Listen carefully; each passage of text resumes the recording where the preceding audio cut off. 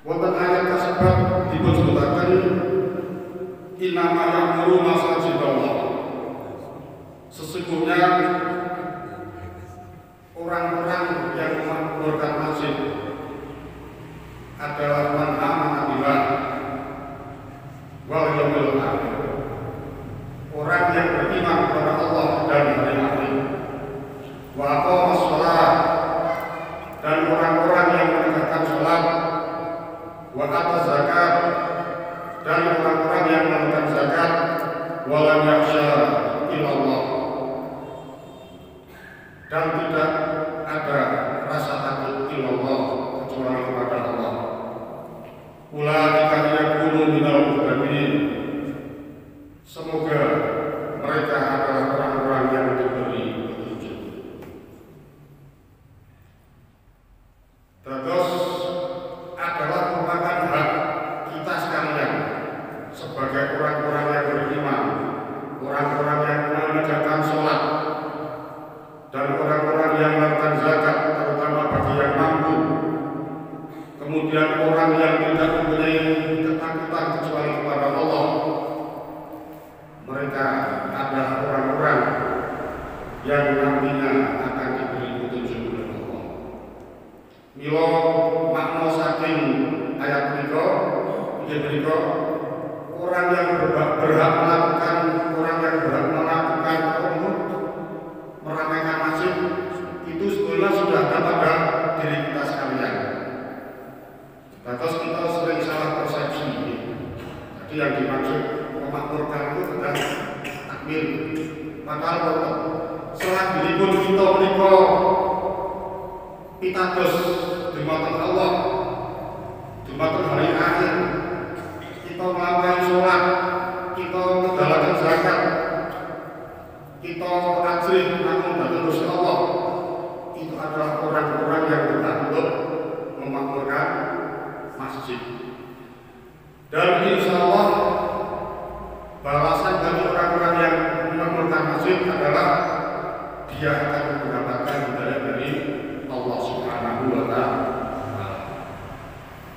Urusan hidayah itu urusan yang sangat penting di mata kita. Di dalam aktivitas kehidupan kita sehari-hari, kita selalu memohon hidayah kepada Allah. Di dalam kewajiban kita melaksanakan sholat tidak sah tanpa kita membaca surah Fatihah. Di dalam Fatihah jelas wonten ayat dengan bunyiipun ihdinas siratal mustaqim. Kita selalu meminta petunjuk Allah agar diberikan jalan yang lurus. Wonten doa kepada Allah, Allahumma hdini man hadaita, kita memohon diberikan petunjuk. Kemudian di dalam semua doa selalu kita meminta petunjuk kepada Allah.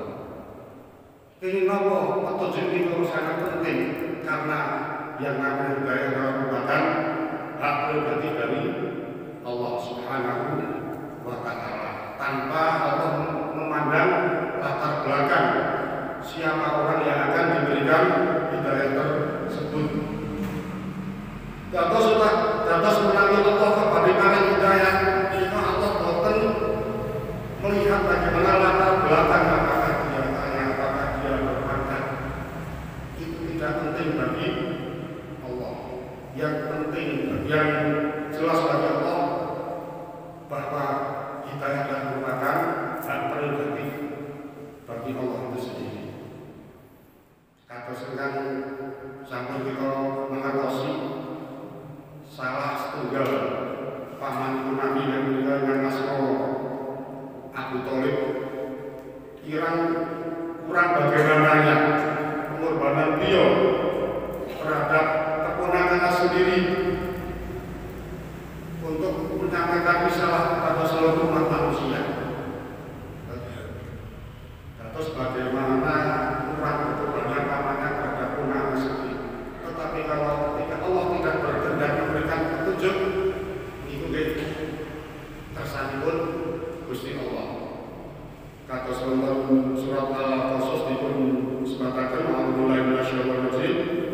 innaka la tahdi man ahbabta walakin Allah yahdi man yasha wa huwa a'lamu bil muhtadin. Sesungguhnya kamu wahai Muhammad la tahdi man ahbabta, tidak bisa memberikan petunjuk man ahbabta kepada orang yang engkau cintai, walakin Allah, akan tetapi Allah yahdi man yasha, memberikan petunjuk kepada orang-orang yang dikehendaki. Wa huwa a'lamu bil muhtadin, dan dia lebih mengetahui terhadap orang-orang yang diberi petunjuk.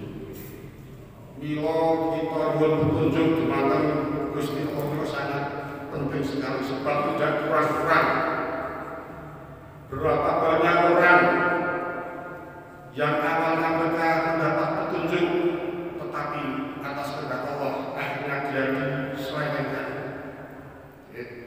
Kata singkat sampun sangat viral kami tentunya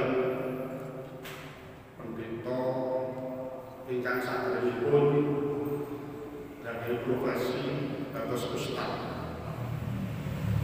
Saya ingin dari maksudnya Pak Dini dan saya Ibrahim ingkang ngusulake agar Al-Quran itu dihapus 300 ayatnya. Saat itu bagus urunan karena dia lari ke Amerika. Itu sadari pun seorang ustaz, seorang ulama, tetapi karena Allah mencabut hidayah darinya, saat itu dapat itu terus pendeta dan pendeta yang paling konsultasi usul kok apa itu menghapus 300 ayat dari Al-Quran. Saat itu tadi berulang polisi kabaripun nama itu pelajar wonten Amerika. Terus boten kira-kira menawi Allah badhe jabut hidayah menika. Namun boten kira-kira ugi contoh bajingan punika enak banget. Akhirnya pikantuk hidayah kathah contoh. Kita jelas kata sahabat sinten Umar bin Khattab. Umar bin Khattab ini kurang ganteng tersebut boleh. Bahkan dulu ketika masa jahiliyah beliau pernah mengubur anak putrinya itu, tetapi karena hidayah dari Allah ketika mendengarkan adiknya Fatimah membaca Al-Quran, akhirnya hatinya terbuka. Mila Bapak Ibu sekalian, memakmurkan masjid menika sangat penting, sangat kagum kita. Sebab kalau hidayah yang sampaikan Allah aturaken dumateng panjenengan, pilih tiang-tiang ingkang remen apa memakmurkan utawi ngramaiaken masjid menika insyaallah adalah orang-orang yang nantinya akan diberikan petunjuk. Lajeng dos pundi cara kita untuk memakmurkan masjid menika ada dua hal. Yang pertama adalah dengan cara apa niku? Zahir. Yang kedua dengan cara batin. Kedua-duanya ini semuanya penting. Terus boten kok kita namung ngurusi apa niku? Batin batalipun, namun kita ugi ngurusi masalah zahiripun. Memakmurkan masjid dalam urusan-urusan yang zahir, misalnya bagaimana agar masjid itu terlihat nyaman, terlihat indah, masjid itu aman. Mila wonten mriki pentingipun pengurus masjid ingkang selatan kita pahami sebagai takmir. Padahal takmir itu kita sebagai tiang ingkang remen memakmurkan masjid itu istripun takmir.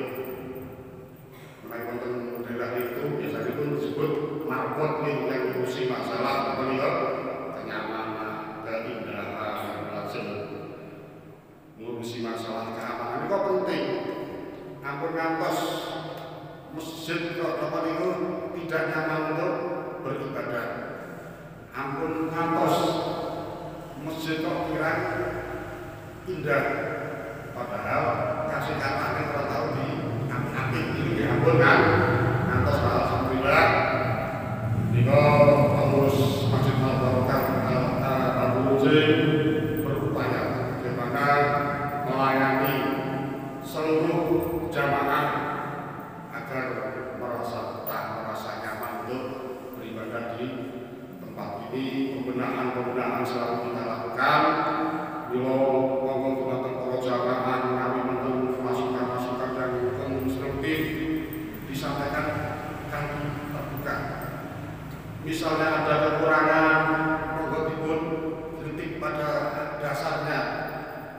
Masjid ini adalah milik kita semua, di mana kita di tempat ini berusaha untuk mendekatkan taqarrub ila Allah, mendekatkan diri kepada Allah. Kemudian hal kedua yang penting, ini juga yang lebih penting bagi kita adalah bagaimana kita memakmurkan masjid dalam hal batinnya. Menawi kalau memakmurkan masjid dari segi lahirnya, nah ini yang batin juga penting. Ibarat seperti itu ada jasadnya, kemudian kalau jasad itu tidak ada rohnya, maka dia tidak ada arti apa-apanya.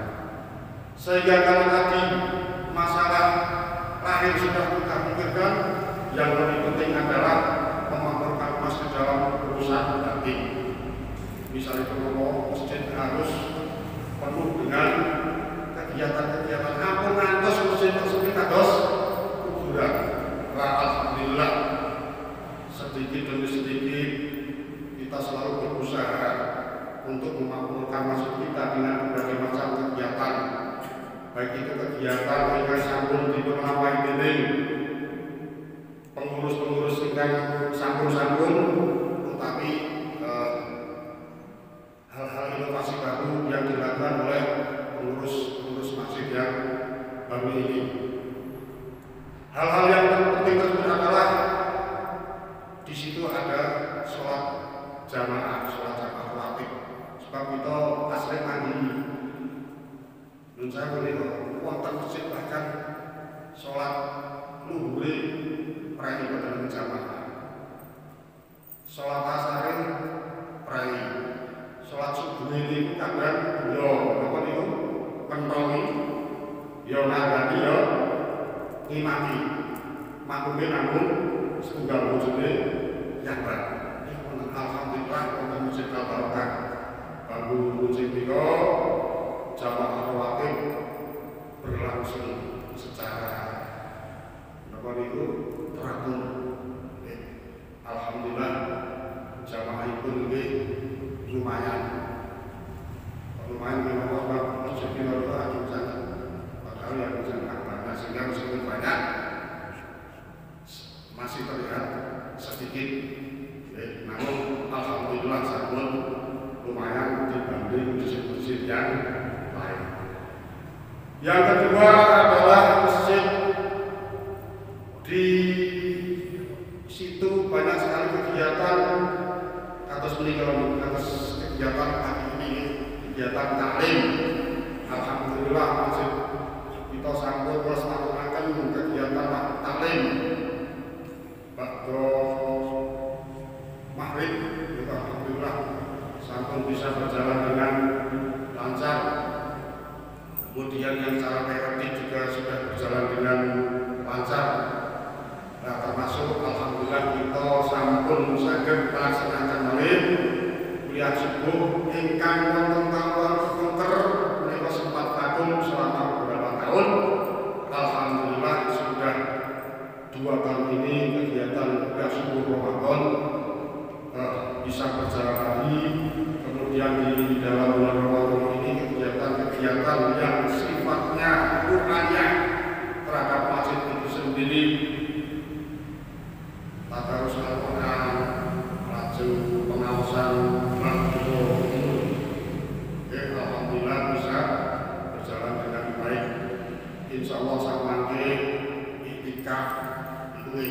dilaksanakan malam ini, semakin tahun semakin banyak orang yang iktikaf di masjid ketika bulan Ramadan. Menikah kegiatan-kegiatan yang perlu kita lakukan agar masjid kita itu betul-betul di samping mempunyai fisik yang baik, yang indah, yang kokoh, tetapi juga tidak mengabaikan hal yang lebih penting, yaitu isi dari masjid itu sendiri hal-hal yang bersifat rohanian. Kagem wawasan kita sedanten sasampunipun kala rumiyin Rasulullah sallallahu alaihi wasallam tahun 622 atau 13 tahun kemudian ketika Rasulullah datang ke Madinah setelah melakukan perjalanan dari Mekah untuk melakukan hijrah. Yang pertama kali dilakukan Rasulullah sebelum melakukan hal-hal yang lain, misalnya mempersaudarakan antara kaum Muhajirin dan kaum Ansor, Rasulullah melakukan perjanjian dengan orang-orang non-muslim yang menjadi komunitas di Madinah, melakukan penataan negara Madinah, ekonomi, politik dan sebagainya diatur oleh Rasulullah SAW. Karena ketika Rasul datang ke Madinah untuk hijrah, Rasul diangkat menjadi seorang pemimpin. Terus Rasulullah itu di samping seorang Nabi dan Rasul, ketika beliau datang ke Madinah adalah seorang pemimpin. Seperti itu Rasul diangkat menjadi seorang presiden. Yang pertama kali dilakukan Rasulullah beliau biasanya kan pejabat-pejabat begitu diangkat, saya dibikin apa biasanya itu fasilitas untuk pribadi. Bagaimana kepentingan itu pribadi itu benar-benar tercukupi, baru dia memikirkan kepentingan untuk masyarakat. Namun benar Rasulullah SAW ketika beliau baru pertama kali datang di Madinah, yang pertama kali dilakukan adalah mendirikan masjid. Ya, terus cerita beliau Rasulullah SAW ketika baru datang ke Madinah, sebelumnya kan sampai Kuba mendirikan masjid yang pertama. Tapi masjid yang pertama itu sampai masjid Nabawi, masjid yang sepindah itu bangun dari Rasulullah itu masjid Kuba. Kuba itu sisi ini sebelah barat maupun tidak jauh dari masjid Nabawi. Tapi ketika baru datang di Madinah, yang pertama dibangun oleh Rasulullah adalah masjid. Dan masjid saat itu dibangun oleh Rasulullah tidak hanya berfungsi sebagai sarana tempat beribadah. Masjid pada masa Rasulullah SAW itu juga berfungsi sebagai satu tempat pengabul ilmi.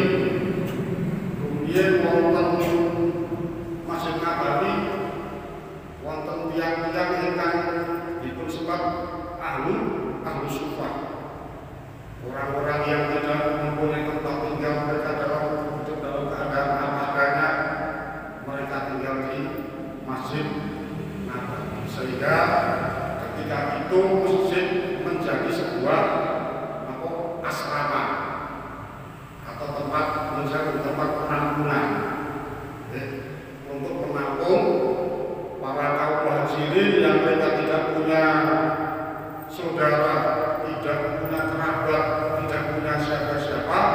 Akhirnya mereka tinggal di dalam Masjid Nabawi.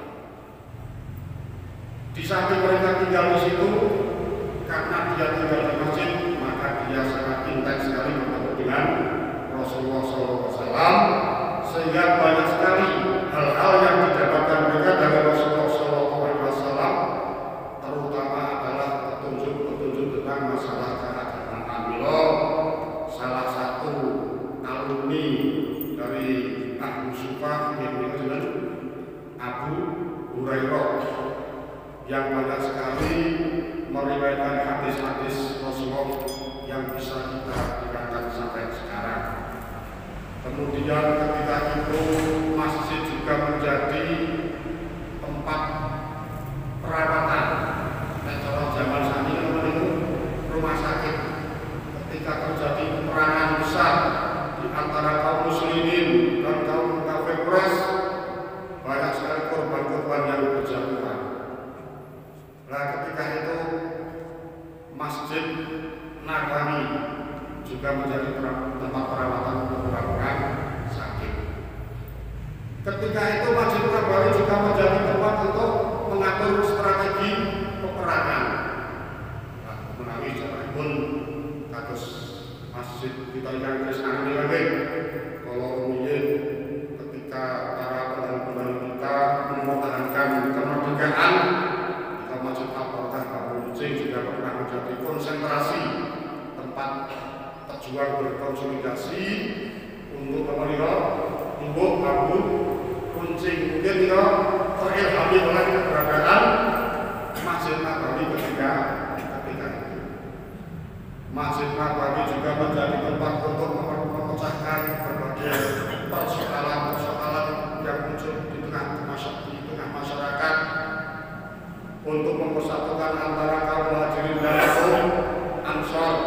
Masjid Nabawi ketika itu juga menjadi tempat untuk menyimpan harta umum milik masyarakat, tetapi ini kan sampaikan tersebut Baitul Mal.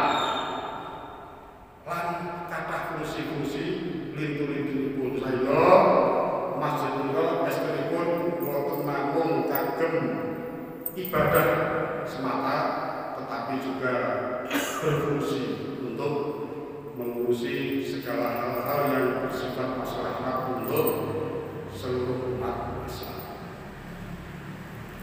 Bapak